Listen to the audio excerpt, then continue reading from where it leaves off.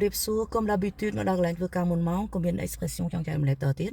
bây giờ mà đo môn máuយើងថា être en avance មកដល់មុនម៉ោងប៉ុន្តែថ្ងៃនេះមានសំណួរភាសាមួយទៀតយកចែករំលែកក្នុងលក្ខណៈមួយថាយើងមករងចាំគេទីថាយើងមាន rendezvous ណាត់គ្នាបន្ទាប់មកយើងមកដល់មុនយើងត្រូវចាំគេយើងចាំគេយើងដើរទៅដើរមកចាំគេអត់ហ៊ានទៅណាខ្លាចគេមកដល់អត់ឃើញយើងនោះ donc សំណួរភាសាហ្នឹងគឺ faire le pied de grue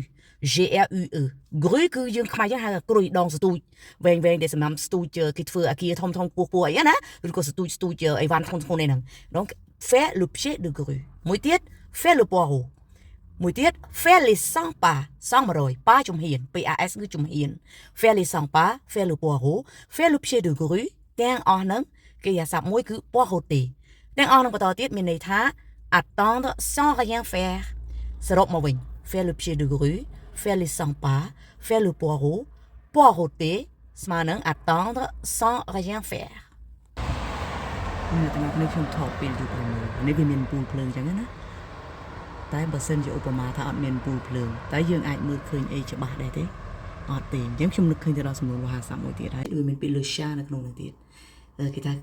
quand il fait nuit tous les chats pardon sont gris បានថា gris គឺពណ៌ប្រផេះអញ្ចឹងនៅពេលដែលមេឃងងឹតនៅពេលដែលវាចាប់ផ្ដើមយប់នោះគឺឆ្មាទាំងឡាយគឺមានពណ៌ដូចគ្នាគេចង់និយាយចឹងប្រៀបធៀបមកវិញបានន័យថានៅពេលដែលក្នុងស្ថានភាពច្បុកច្បល់យើងមិនអាចបែងចែកដាច់ថានរណាជានរណារឿងអ្វីមួយជារឿងអ្វីមួយទេអញ្ចឹងត្រូវចំណាយពេលវេលាគិតចំណាយពេលវេលាពិចារណានិងមួយទៀតបើនិយាយអំពីមនុស្សបានន័យយើងអត់អាចវិនិច្ឆ័យថាអូមនុស្សម្នាក់នេះប៉ុណ្ណេះចំណេះជាប៉ុណ្ណេះអូមនុស្សម្នាក់នោះអ្នកមានលុយប៉ុណ្ណោះយើងមិនអាចបែងចែកដាច់ទេដោយយើងមិនដឹងថាគេនឹងយ៉ាងម៉េចទេទោះតែយើងដឹងស្គាល់ពីគេបានយើងថាមនុស្សនេះវាចេះមនុស្សនោះវាចុះអាហ្នឹងគេហៅថា quand il fait nuit tous les chats sont gris បានថាមនុស្សម្នាក់គឺយើងមិនអាចបែងចែកដាច់ទេបើយើងមិនស្គាល់ពីគេច្បាស់កុំឲ្យវិនិច្ឆ័យតែសម្បកក្រៅ